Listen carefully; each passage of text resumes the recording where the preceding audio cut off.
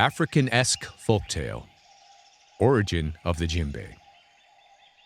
In the beginning was the music, then the drum. In the beginning, in the Mandingue in West Africa, there was the music, then there was the Djembe. Fanta and Daouda. The story of the women and the Numun. Of the heartbeat. Of the original heartbeat of one ancient culture in Africa. It was the 13th century, in a place known as the Malian Empire in West Africa. The sun peeked over the savannah as Fajima, master hunter, set out to the bush. He journeyed past a field where the farmer and his workers were just arriving. He could hear Fanta singing and clapping music, encouraging the farmers to make their work more of a dance. The women of the village had realized that it was always better to work with music and had created rhythms, clapping on their hands, movements to dance, and songs to sing for every occasion.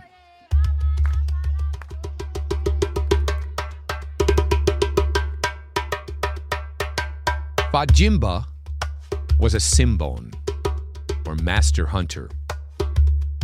When he was young, he learned how to track, hunt, and take down game. He was well versed in medicinal plants and could understand the calls of the birds, what they would say to each other, and what they would say to and about him.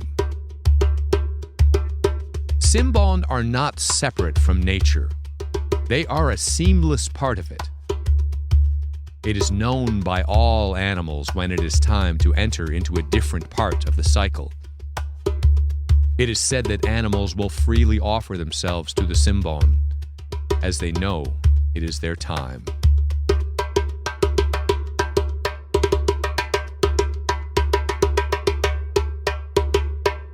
Daouda Kuruma was Numun, a blacksmith, a caste of great physical and spiritual power. Rightfully, they are revered by all, and rightfully, feared by some. Daouda was an exceptional blacksmith and medicine man, and as such, he knew how to make tools for the farmer, weapons for the warriors, and knives for the cooks. But he also possessed secret knowledge about magic and otherworldly things. Frequently, he was called upon to make objects of power for fetishers and sorcerers, using parts of animals, insects, plants, and potions for use in different rituals, for creating fetish objects and incantations. People would come from all corners of the Wassalon to meet with him. The Wassalon is that region that is now separated by the Guinea-Mali border in West Africa. One day, when Daouda was making a mortar out of a log, his carving tool broke through the bottom of the bowl.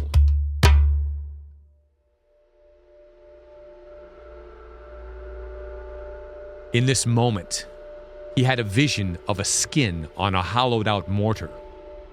Swirling, diffuse beams of colors, light, and energy radiated from this image, sending ripples of sound that transformed into dancing images. The three great spirits who live at the small hill known as Kurunin, that protect the village, were awoken by this energetic shift, as were the ancestors, knowing an object of great power was now in the process of creation. Djembe, Djembe, Djembe, Djembe, Djembe, Djembe, Djembe, Djembe, Djembe, was all he heard. He knew what he needed to do. And the creation of this thing would involve the willful sacrifice of a tree and a skin. He took all of this as a clear sign that a channel between the spirit world and the physical world would be opened by this creation. He knew he would be creating a very powerful tool, and it would take the form of a drum. The next day, he went in search of a tree that would allow itself to be party in making this drum. He went deep into the forest. Approaching a tree that seemed like a good candidate to him, he brought out his cowrie shells and kola nuts. The kola nuts were an offering, a show of respect. The cowrie shells would be used to throw 5 times to see if the tree would allow itself to be used in the creation of a drum. He asked one tree. The tree said no. He asked another tree. It said no. He asked another tree. You know what it said? No. He visited 8 trees before he got the right reading that said he could bring out his axe. After extracting the right piece of wood from the abiding tree, the next step would be carving the shell. He waited until late at night, when the spirits are most active, to begin. It is said that the djembe contains the spirit of the tree, the skin, and the carver. He went to his special tools passed along to him by his ancestors, imbued with many generations of blood, sweat, and baraka. With only the light of his forge, he carved the mortar. After a while, the mortar became more goblet-shaped, with a large hollow bowl at top and a narrow hollow stem on the bottom. As he worked the form with his razor-sharp tools and master's touch, the goblet shape revealed feminine curves, and as the light of dawn crept into the night, she was finished. The mortar had blossomed into a smooth, shapely form that was waiting for its voice, its tongue, to sing. Daouda knew the final step in the creation of his vision was the skin.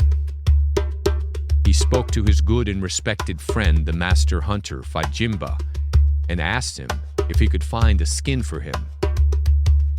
Fajima gave him a surprised look, then shared with Daouda a dream he had had the night before. Daouda's eyes widened and stared at him with wonder and curiosity. Last night, I dreamed I was waiting in the bush with my bow and arrow, crouching, being as still as nature herself. Suddenly, the ground disappeared, and I began floating. Everything around me danced to an energy, a pulse. Djembe, Djembe, Djembe, Djembe, Djembe, Djembe, Djembe, Djembe, Djembe, was all I heard. Then, an image of a white goat with bright green eyes glowing like candlelight trapped inside of emeralds appeared before me. It encircled a radiant goblet as if made of dancing smoke. Like a snake, the spirit goat wound around the goblet until it reached the top, then swirled down inside and out the bottom. Repeating this flow continuously, the two forms became one, and vibrations of sound and light danced a joyous dance, until the image came into focus as that of a goblet-shaped drum. Daouda then shared his vision of when he broke through the mortar. The two masters exchanged a look of ancient knowing. This would be a moment in history that the Jelai, that's the oral historians, the court musicians, and advisors to kings, would sing about. A great channel was opening to the spirit and ancestral world. The birth of a tool, an instrument of great power, joy, and healing, was imminent.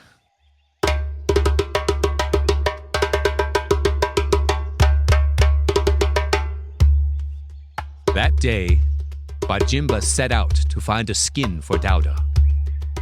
As dusk crept into the day, Fajima quietly navigated the grasses of the savannah, moving silently between bushes and trees. And as night overtook dusk, Fajima's instinct, or perhaps the whisperings of ancestors, told him to crouch in meditation to more fully open to nature. Closing his eyes, his other senses readjusted to sense the sounds of insects near and far, the feel of the slow-moving air on his skin, the moist smell of earth still clinging to the warmth of the day, cooling down.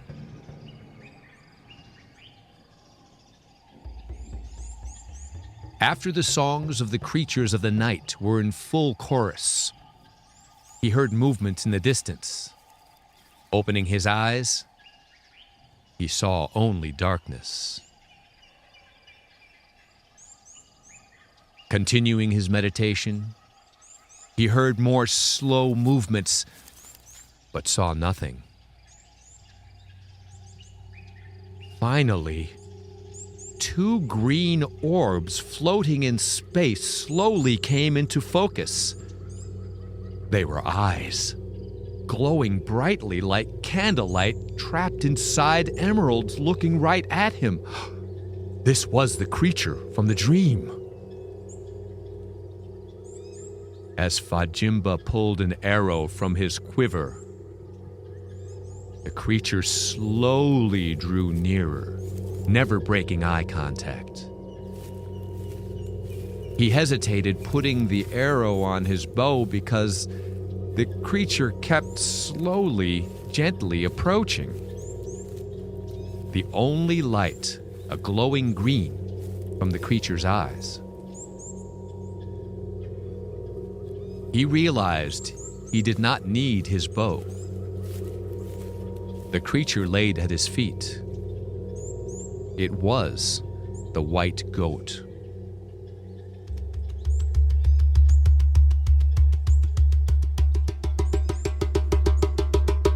They planned that evening to have a special feast, honoring the sacrifice of the mystical creature.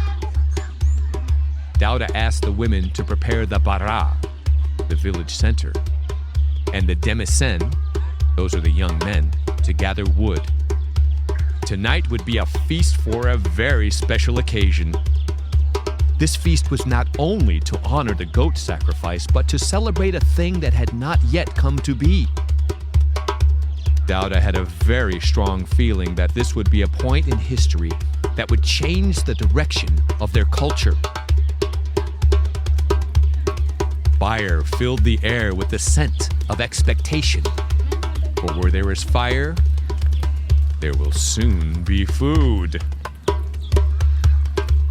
He asked the women to add some special spices that he had in the place where he keeps magical things. The women's expert cooking skills combined with Daouda's very special seasonings created an aroma that gave rise to much curiosity and anticipation in the village. Finally, the meal was ready. The village elder, Nankababa, who had recently celebrated his 112th journey around the sun, said that he had never tasted anything so incredible. Never tasted anything so. It was as if you could taste the magic in the meal. Well, he had not danced in the memory of the younger elders in the village, but that night, the drummers drummed, and Nankababa tossed away his walking stick and danced as if possessed by the ancestors.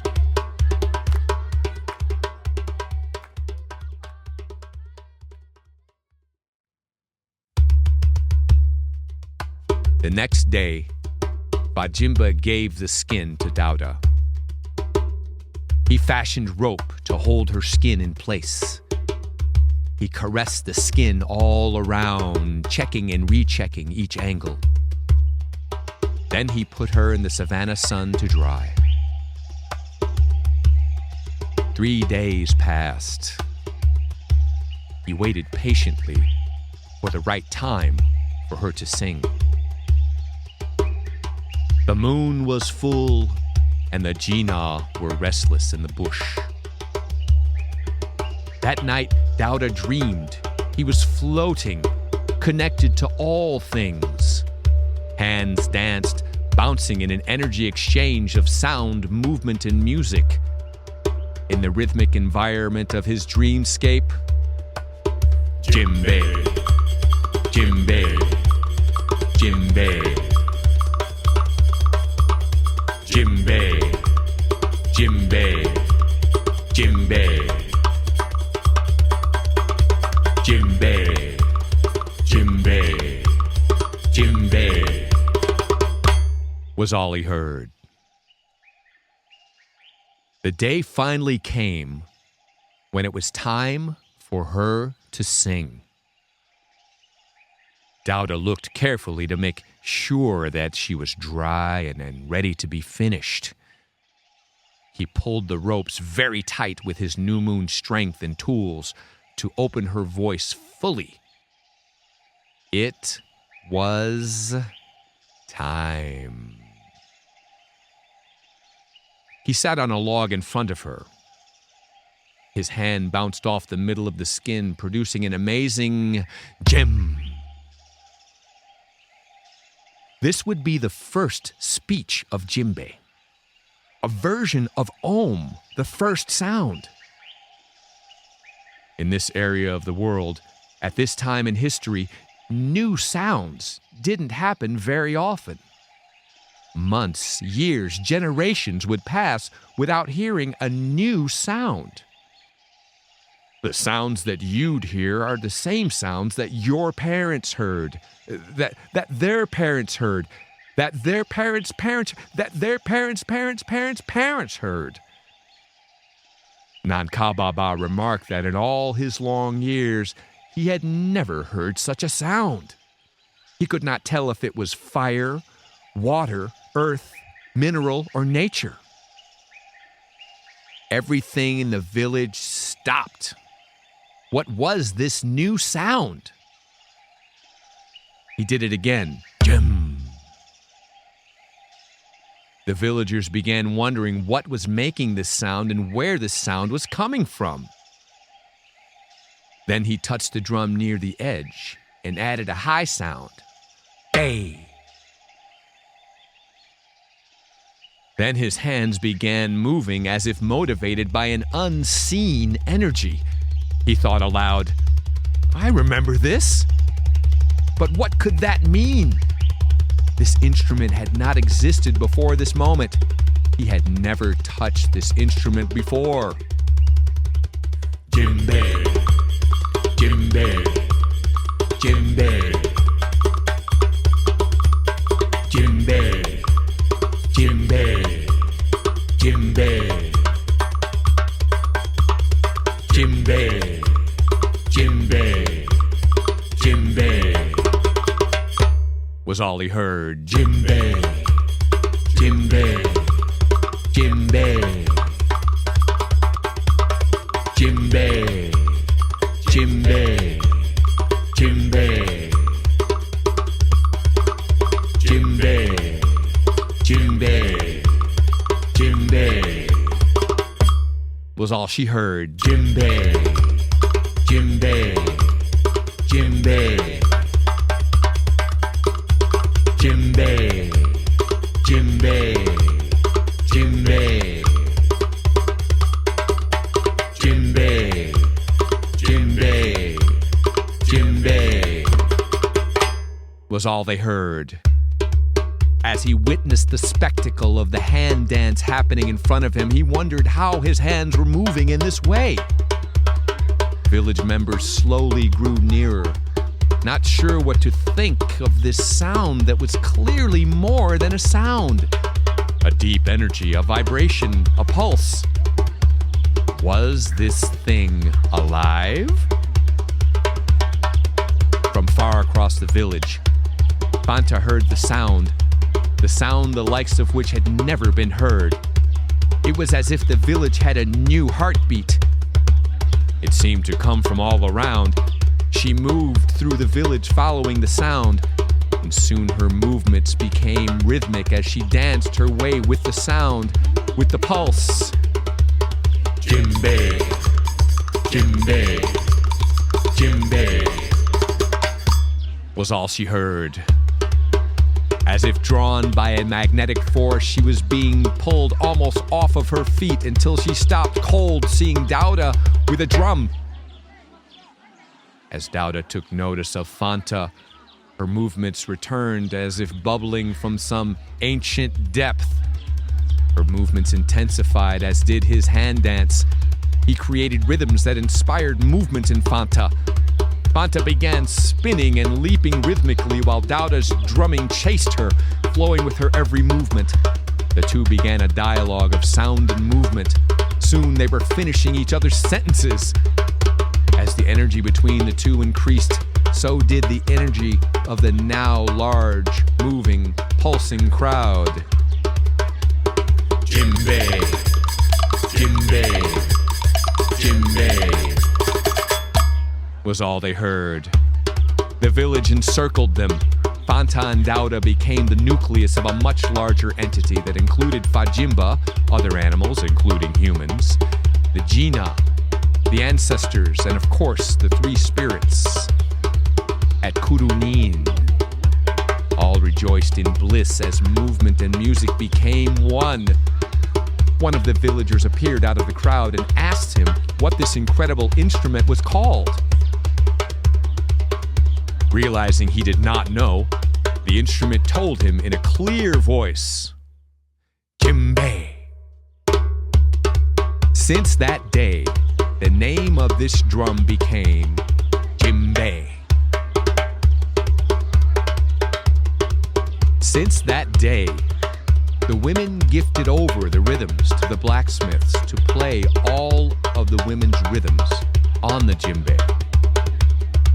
Since that day, the djembe drum became part of every ritual, both secret and public, every celebration, every rite of passage, every naming ceremony. It became part of how the farmers worked their fields and harvested their bounty, and much, much more. Since that day, the ancestors had a portal to visit the manifest world through the hands of the djembe fola. The ancestors were the source of movement in Daouda's hands.